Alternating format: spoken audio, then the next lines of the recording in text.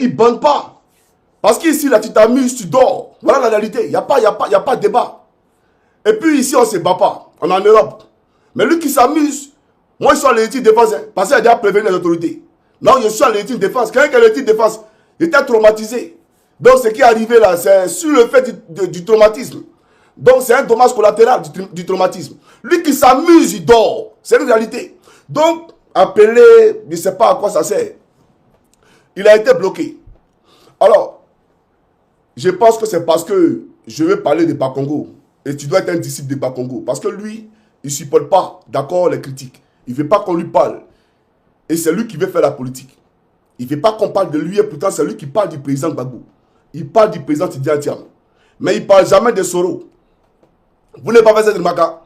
Il ne parle jamais de Soro qui va fouiller Guillaume. Il parle de tout le monde. Hein. C'est eux seulement qui sont opposants. Mais Guillaume Soro, là, lui, il fait des vidéos tous les jours. Il fait des vidéos, même il fait des rencontres avec ses militants sur les réseaux sociaux. Il dénonce Ouattara tout le temps. Mais pourquoi tu ne l'attaques pas? Et puis c'est Gbagbo, tu vois. Pourquoi tu ne le vois pas? Et puis c'est Tidiane Thiam, tu vois. Il faut arrêter l'hypocrisie. Alors, chaque camarade africain, peuple de Côte d'Ivoire, aujourd'hui, ça c'est une vidéo pour Bakongo. Ta deuxième vidéo arrive, donc après ça là. Mais je vais instruire le peuple de Côte d'Ivoire parce que je ne veux pas qu'un Ivoirien soit blessé. Je ne veux pas qu'un Ivoirien soit blessé. Et je ne veux pas qu'un Ivoirien soit arrêté. Parce qu'il ne sera pas arrêté. Et j'aimerais dire à Palo, les gens que tu as renvoyés, tu penses les avoir renvoyés, on va les réintégrer dans l'armée. Ils seront réintégrés dans l'armée. Parce que tu as renvoyé des gens qui ne sont pas du Nord. Tu as renvoyé les gens qui ne sont pas du Nord. Je vais publier la liste. Je vais publier la liste. Parce que même dans le renvoi, on fait ce qu'on appelle le rattrapage ethnique. Mais c'est quelle... Moi, je ne comprends pas. C'est quelle sanction qui est aussi sévère? 120 gendarmes qu'on renvoie. C'est quelle sanction qui est aussi sévère? Mais la ministre de la Culture, là, elle prend ban. La ministre de la Culture, elle fume ban, cocaïne. Son mari, Marie Toé, lui, il fume cocaïne. T'es pas au courant de ça? Madame Dominique Novian, elle fume cocaïne. T'es pas au courant de ça? Mais pourtant, là, c'est eux qui sont à la tête de la Côte d'Ivoire, ils se font passer pour des personnes de bonne probité morale. Et pourtant, c'est des fumeurs de bois. Photocopie, il prend cocaïne. Il prend la cocaïne. T'es pas au courant de ça? Et tu vas prendre des gendarmes? Non, ils ont fumé. C'est eux qui ont vendu. C'est eux qui ont fait rentrer ça en Côte d'Ivoire. Mais on pouvait quand même les punir, même si vous vouliez, à 30 jours de cagnard. Par exemple, 60 jours de cagnard, c'est le renvoi. Donc, 30 jours de cagnard ou 40 jours de cagnard. Et puis, ils allaient, bien entendu, comment on appelle ça? Bon, cagnard, là, pour ceux qui ne savent pas, c'est prison. Mais vous les renvoyez. Mais on te dit une chose, ils seront réintégrés. Voilà. Ils seront réintégrés, ne t'en fais même pas. Alors, je vais ici avancer et j'aimerais dire aux gendarmes de Côte d'Ivoire, arrivent des heures d'abondance dans vos vies. Il y a des heures d'abondance qui arrivent dans vos vies. Dites merci à l'Éternel, le Seigneur Jésus-Christ. Parce que votre frère que je suis a été dans les rangs de la gendarmerie nationale. Donc il connaît par conséquent tous les rouages de ce corps-là. Je sais combien de fois on vous vole. Vos commandants d'unité vous volent. Le commandant supérieur vous vole. Je suis au courant. Parce que moi-même j'ai été volé aussi. Moi-même j'ai été volé. On m'a envoyé pour aller surveiller. D'accord? La plantation de Jean-Louis Bion. SAPH là, sur la route de Dabou. On m'a envoyé pour aller surveiller ça. Et pendant qu'on disait à Jean-Louis Bion que c'était 25 000 francs par jour pour Johnny Pacheco, on me donnait quoi? 500 francs CFA. Pour aller surveiller la plantation de Jean-Louis Bion. 500 francs CFA. Et le commandant d'unité là, lui, d'accord, il a les 23 400, les 24 500 francs. Et pourquoi? Il informe d'abord le commandant supérieur.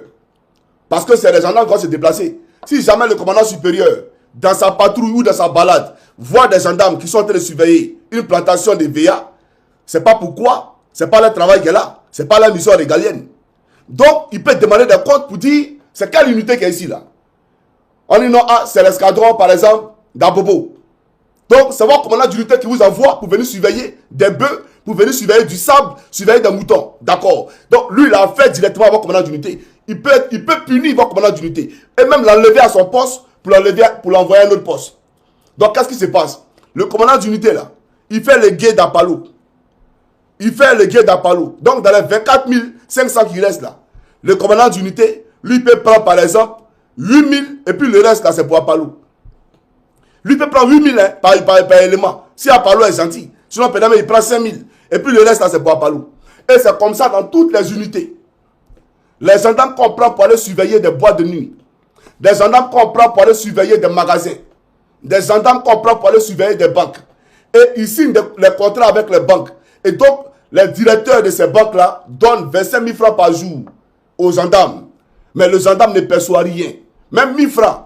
Pendant une semaine, il doit grogner. Il doit parler jusqu'à... Mais comme il n'y a pas de syndicat dans l'armée, et ils sont là, ils subissent. Et les commandants d'unité s'engraissent. Ils roulent les grosses voitures. Ils construisent les maisons. Et les sous-officiers subissent. On vole les sous-officiers tous les jours.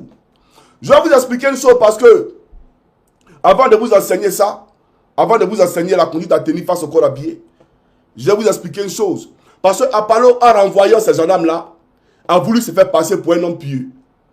Un homme de grande vertu. Pourtant, il n'est pas un homme pieux. Il est un homme de sale probité et tout le monde le sait. C'est lui qui a vendu le corps de gendarmerie aux rebelles. C'est lui qui a tué les gendarmes à Tologui. Apalo a les entourés. Alors, je vais vous expliquer à Tologui ce qui se passe. Voilà que quand tu as le concours de gendarmerie, tu es heureux. Tu dis, enfin, je vais travailler. Je respecte la police parce que là-bas, ils sont plus organisés. À la gendarmerie, il n'y a pas de rappel. À la police, il y a des rappels. Donc, eux, quand ils sont en formation, on ne les paye pas.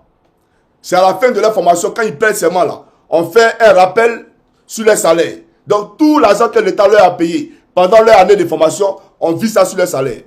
Donc, ça fait qu'à la sortie de l'école de police, ils ne s'endettent pas. Ils peuvent équiper les maisons en fauteuil, télévision, radio, etc.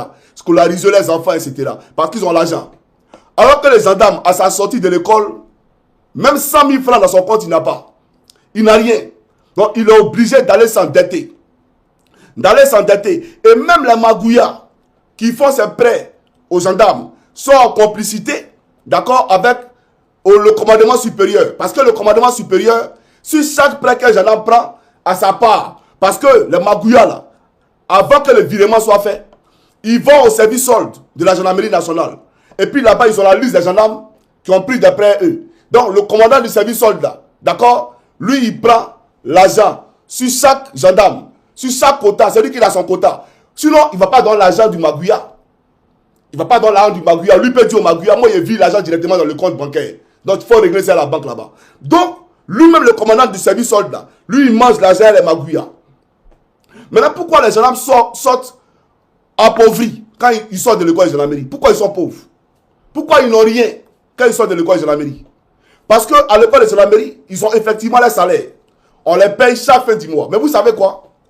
Voilà ce qui se passe. Quand vous rentrez à l'école de gendarmerie, il y a des gendarmes, ils disent qu'ils sont photographes. On ne sait pas, ils ont appris le métier de photographe là où, mais ils deviennent photographes. Tu n'as rien fait, il vient, il te prend photo. Tu n'as rien demandé, il vient, il te prend photo. Même si il prend photo à ton peloton et que tu n'es pas dedans, si le peloton, il y a 50 personnes, il va laver 50 photos. Même si ton visage n'est pas dans la photo là, tu vas payer pour ton peloton. Et donc, dans le mois, il peut prendre au moins 100 photos à ton peloton. Il prend seulement. Tu as demandé ou tu n'as pas demandé, il prend photo. Et quand on fait la paye, quand ton salaire arrive là, lui il s'en va devant le chef du service général, et comment on appelle ça, du service comptable. Lui il est là-bas, c'est lui qui a tous vos salaires, donc vous payez main à main. Il dit Koukouignon Chris, bon lui il doit photo 50 000. Koukouignon doit photo 50 000. Dans ton salaire là, le chef là, le gradé là, l'adjudant, il s'appelait quoi à l'époque, adjudant d'Agourdi, il est décédé maintenant, du service comptable. Lui il va enlever les 50 000, il va donner ça au photographe. Mais il a sa part dedans, ils vont partager ça tout à l'heure. Quand tu as quitté là, ils vont partager ça. Quand Koukouignon quitte là, on dit bon, Jackie Oku est venu. Jackie Oku lui doit photo 80 000. On prend 80 000 dans le salaire de Jackie Oku, on donne ça au photographe. Et on a combien de gendarmes? On a 800 élèves gendarmes. Imaginez, sur chaque élève gendarme, On prend 50 000 pour photo, qu'on n'a pas demandé. On n'a pas demandé, hein, mais ils font ça. Les femmes font checker à la maison un poisson et puis elles mettent dans le sachet. Lui, il prend le stock de, comment on appelle ça, de la nourriture que sa femme a fabriquée et que sa femme a fait. Il prend le stock et comme il est commandant de peloton de la première année ou de la deuxième année, il arrive là-bas et puis il donne le stock par exemple à tout le peloton, au chef de chambre. Il dit au chef de chambre, ça c'est pour le peloton. Donc tu as pour obligation de distribuer à tout le monde. Chacun doit payer. Donc sa femme là, son commerce n'a jamais poteau. Ben, vous allez payer ça de gré ou de force. Donc, quand la paye arrive, tu dois à sa femme. Donc, par exemple, votre peloton là, vous devez par exemple 40 000 à checker à sa femme. Donc, il va retirer les 40 000 sur chaque peloton. Maintenant, vous allez aller à la piscine. Piscine là, on dit que c'est payant. Et puis, je ne sais pas c'est qu'on nous apprend à la piscine là-bas. Chef Osaka, lui, il a voulu me noyer à la piscine. Mais il a oublié que Johnny Pacheco, c'est un Silu. Oui. Quelqu'un qui était noyé, on dit qu'il faut apprendre à nager au mono. Toi, tu es noyé. Bon, bref, ça, c'est la formation. Mais, vous payez la piscine. Alors que c'est un service étatique. On doit apprendre à nager. Mais vous payez. Maintenant, la popote. Popote, là. On mange là-bas, non? Mais quelle nourriture? Bon, c'est militaire, c'est pas grave. On est militaire. Donc, c'est quoi on fait dans la popote? Comment on mange? Je ne vais pas parler de ça ici. Mais popote, là. On nous dit que nous, on doit chacun 150 000 par mois à la popote.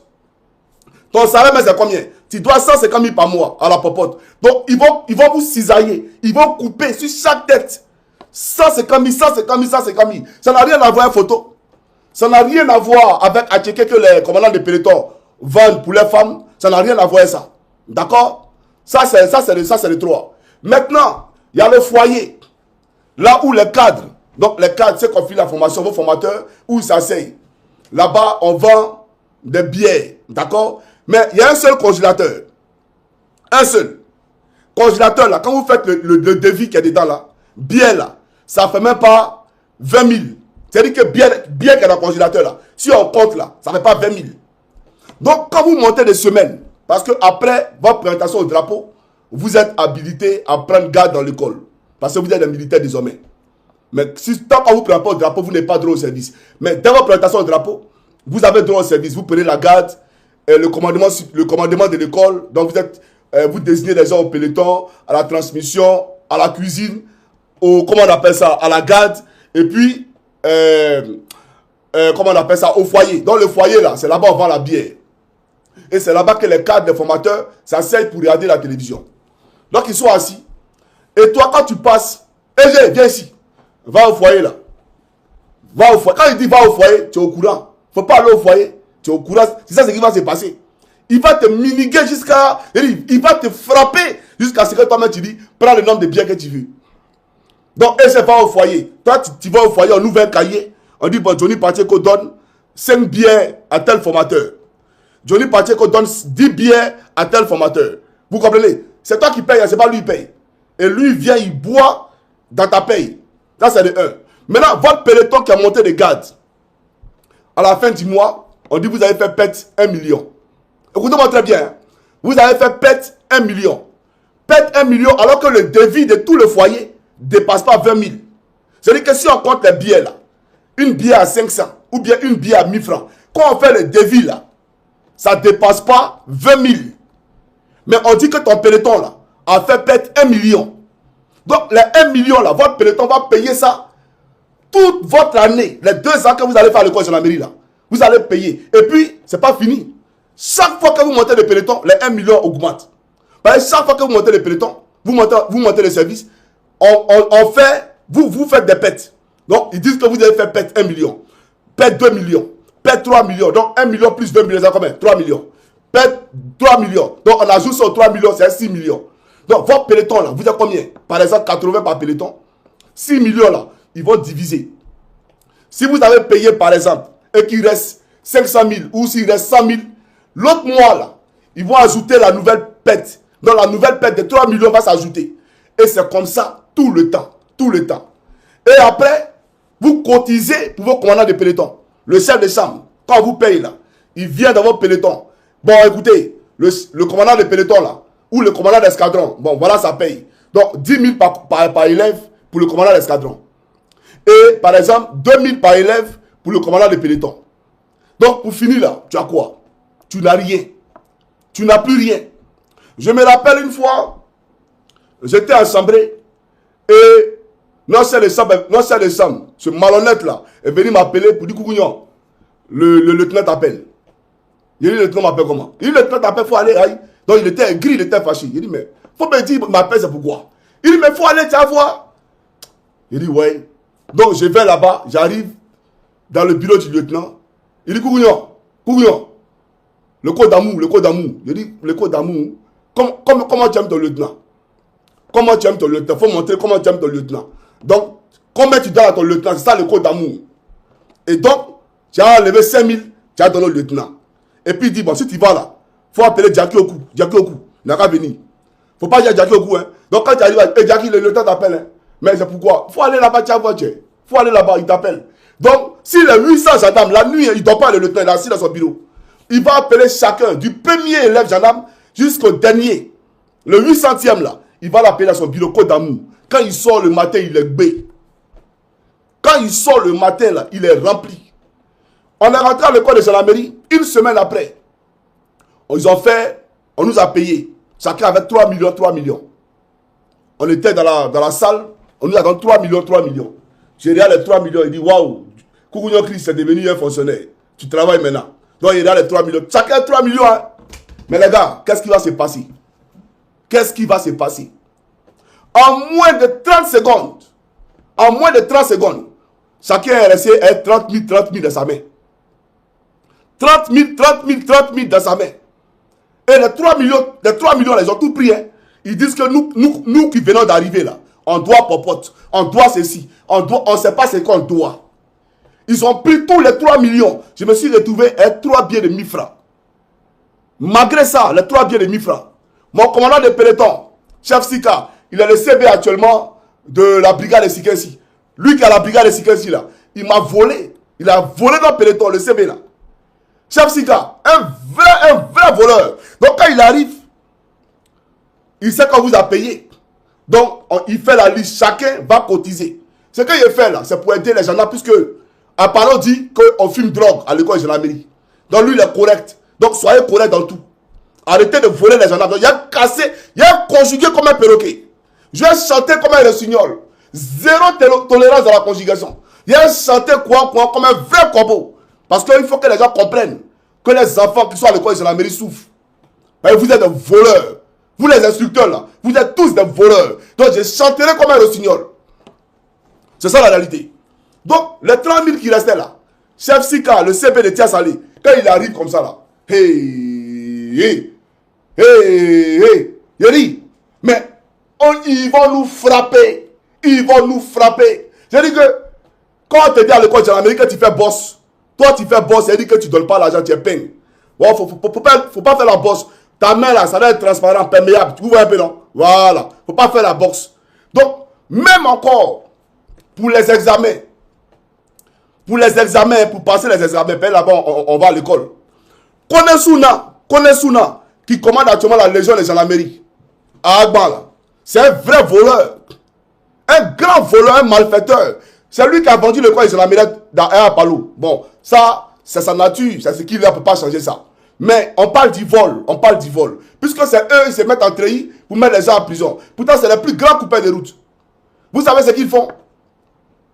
Quand on va, par exemple, pour aller faire nos examens, par élève, c'est 5 000. En fonction des matières. Il y a des matières, c'est 10 000. Par tête. Vous comprenez? Si tu ne payes pas, on va te récaler. Donc, pendant que tes promotionnels vont aller, ils vont prêter serment. Toi, tu vas répondre la deuxième année et être cadet. Voilà le chantage qu'on nous fait. On dit tu n'as pas de moyens, donc tu ne passeras pas. Tu ne vas pas aller sur le terrain. Donc, on va te faire redoubler. Tu vas faire la deuxième année et être cadet. Donc, tu es obligé de donner comme tout le monde. L'armée, d'après eux, c'est le repos, gadavou, coumage. Le coumage, là, il faut donner les armes. Vous comprenez? Donc, quand on fait nos examens, c'est Konesuna qui était le chef du bureau d'instruction au commandement de l'école de gendarmerie. Et donc, lui, là, on fait le point. Je me rappelle une fois, il ne voulait pas donner l'argent. Ils ont pris c'est-à-dire que mon banc, Vous voyez les bancs de classe là, non? Les bancs d'école là. Ils ont pris mon banc, ils sont allés mettre ça au milieu de l'école. Entre les deux bâtiments. Ils ont mis mon banc au milieu de l'école. Parce que Koukounion n'a pas voulu donner. Et les autres sont en classe, c'est-à-dire dehors sur le soleil. Parce que tu n'es pas donné. Et donc quand tu regardes, tout le monde sait que tu es un peigne. Tout le monde sait que tu n'es pas Koumé. Tu n'es pas donné l'argent. Donc tu as oublié de donner pour qu'on reprenne ton banc pour aller déposer dans la classe à nouveau. Donc il a donné. Et puis ils ont repris mon banc pour aller déposer. Voilà l'école de gendarmerie. Vous volez les élèves gendarmes tous les jours. Donc quand ils sortent de l'école, ils sont pauvres. Même à l'école, ils sont obligés d'appeler les parents. Ils sont obligés d'appeler les parents pour leur demander l'argent. Souvent nos parents se demandaient mais ils ne comprennent pas. Tu as eu concours de gendarmerie. Gendarmerie, on dit corps de lutte là, on a t'envoyé là tous les mois. Parce que ça ne va pas. Nourriture même pour manger c'est chaud. Mais ça, il ne parle pas de ça, c'est militaire. Mais on est obligé d'avoir l'argent. Sinon, on ne peut pas tenir. Maintenant, ce qui se passe, c'est que le gradé de semaine, lui, quand il monte des semaines, là, il va dans vos pelotons. Il va dans vos pelotons. Il va fouiller dans vos comment on appelle ça, paquetage. S'il a vu téléphone, c'est un chantage. C'est pour qui téléphone, là. Il va le dire au commandant, il va te renvoyer. Donc, tu as oublié dans les jetons. Tu as oublié dans les jetons. Vous comprenez un peu? Donc, voilà le vol. C'est une mafia organisée à l'école de gendarmerie. Donc, quand les gendarmes sortent de là, ils sortent très pauvres. Ils n'ont rien. Ils n'ont rien. Et voilà pourquoi on leur apprend quoi? À raqueter. Parce qu'à l'école de gendarmerie, on t'apprend à raqueter. Qu'est-ce qu'on t'apprend? Rien du tout. C'est vrai, la formation elle est faite, mais on t'apprend à raqueter. Donc, quand vous arrivez sur le terrain, ce qui se passe, c'est quoi? C'est qu'on envoie des gendarmes. Vous les voyez devant au cas d'écho, non? À Koumassi, là, au cas d'écho.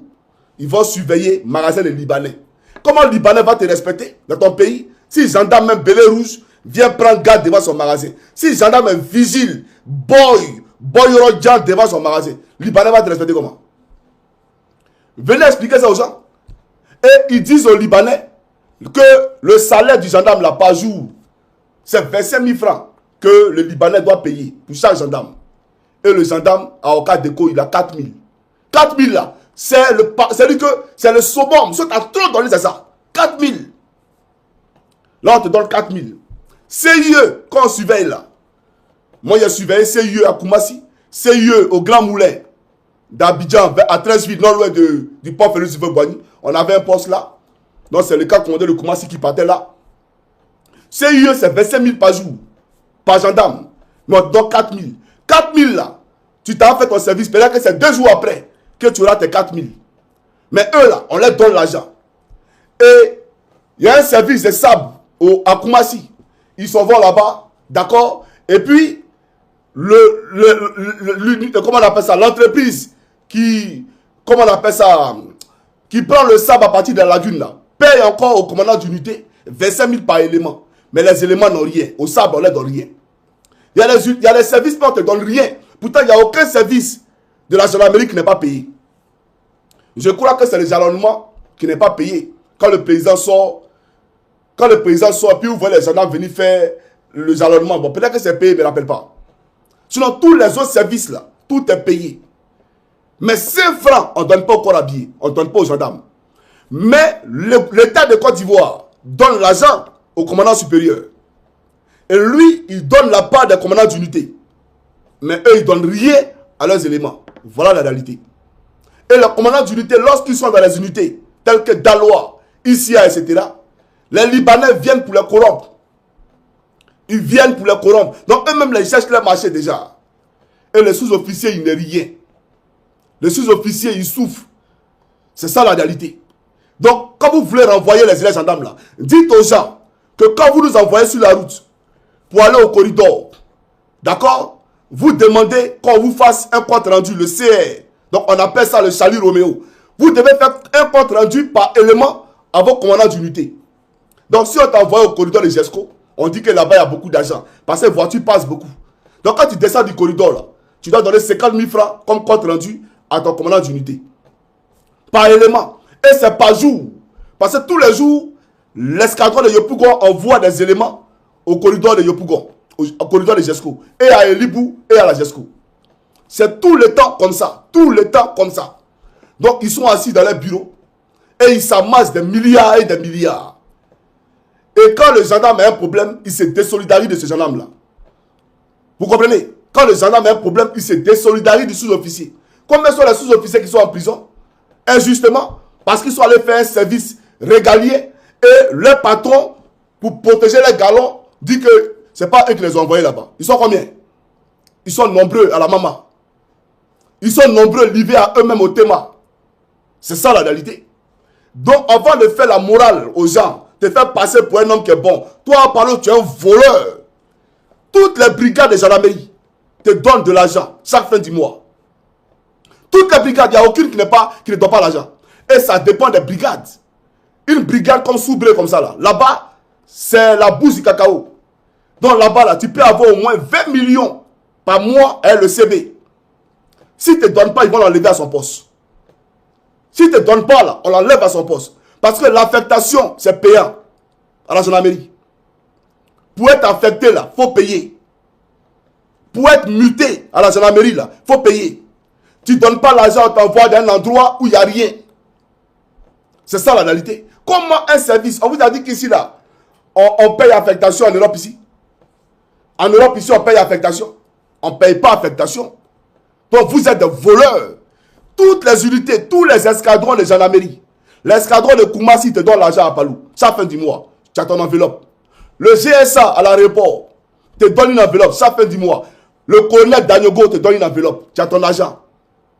Tous les services portuaires, au port, à l'aéroport, quand ils payent à la gendarmerie, là, la gendarmerie te donne, et puis toi, tu donnes la part du commandant d'unité. Mais les éléments, quoi, ils n'ont rien.